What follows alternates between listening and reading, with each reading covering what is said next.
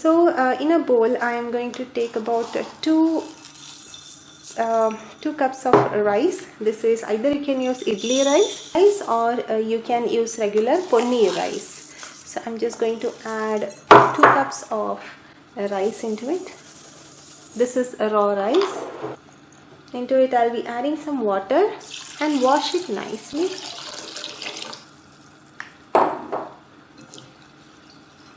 Just wash so that the starch is loosened from the rice.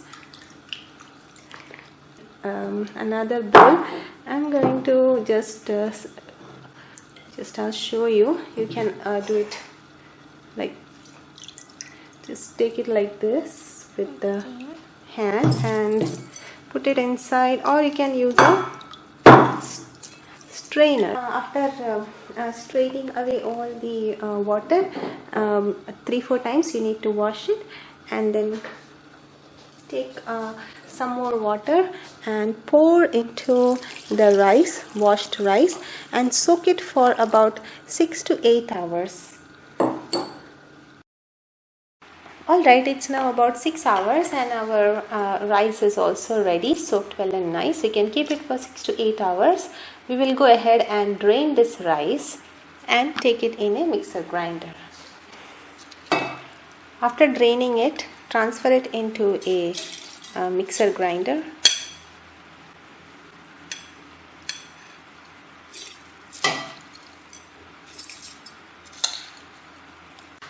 Now after transferring it in the mixer grinder, we will pour some water.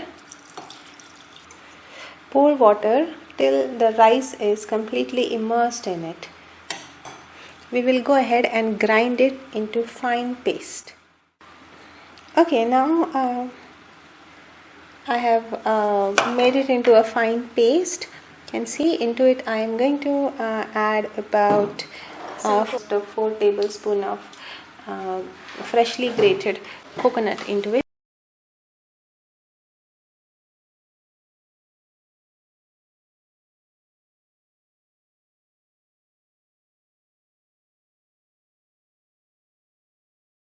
Right, now into it we will be adding some more water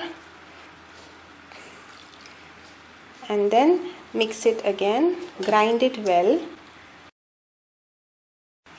Okay, now it is ready. You can see we have got very nice batter. Okay, I'm going to pour it into, let's pour it. This bowl? Yes, pour it into the bowl. This is a mixing bowl. Taken about 2 tablespoons of warm water. Into it we will be adding about 1 teaspoon of add about 1 teaspoon of sugar. Mix it well. After adding the sugar, add about 1 teaspoon of yeast into it and mix it. Yeah, mix it with this spoon. Now the yeast will be activated after mixing it. And it will eat up the sugar. Okay, now the yeast has activated. It is. We will go ahead and pour it in the batter. Let's add the yeast into it. Pour.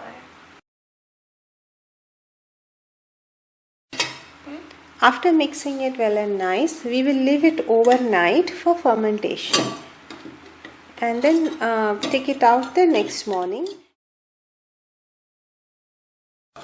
Okay, so I kept it overnight and the batter has raised over here on this line and it went down again. It has fermented overnight. We'll go ahead and mix it.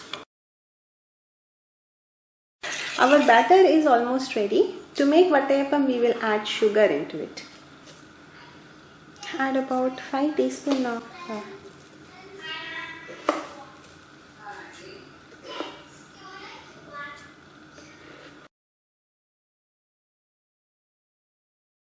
This bowl is a greased bowl. I have greased it with coconut oil. I'm just going to pour it in this. In traditional method, they use a flat plate. Not so flat, a little curvy plate, but I do not have it. So I'm going to use a ceramic bowl like so and pour it in there. Before pouring, I have greased it with coconut oil so that it does not stick. So we'll go ahead and steam it. So I'm going to steam it. For that I'm going to use a steamer, or here I've used a simple vessel with some water in it. I'll heat the water, and on top of that I will place a support. If you have a steamer or a double boiler, go ahead and use that. Okay, now the water has come to a boil. I'll just place this this wire rack, and on top of that I'm going to place our batter and close it with a lid and steam it for about 15 minutes on slow flame. Alright, now it is ready. Take it off the flame. So it is raised well and nice and cooked as well. Let us prick it with a stick and check if it is cooked well and nice on the inside. So it has come out nice and clean. I switched off the flame. Now I will allow it to cool a little. It has already become nice, soft and okay, now it has become nice and it's still warm a little, but I'm just going to cut it from the sides and just to show you.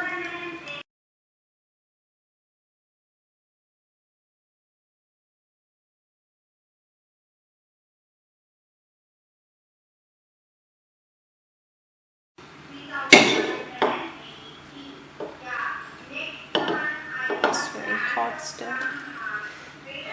Wow, it's come out wonderful, lovely.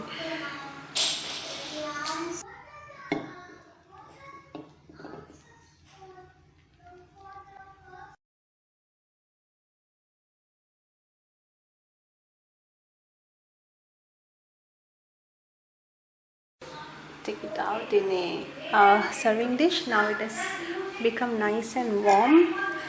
It has become nice and warm, and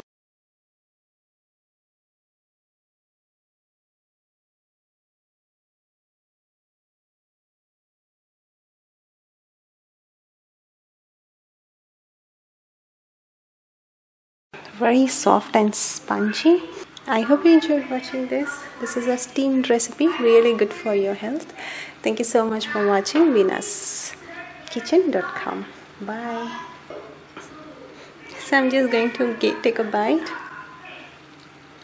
Yum.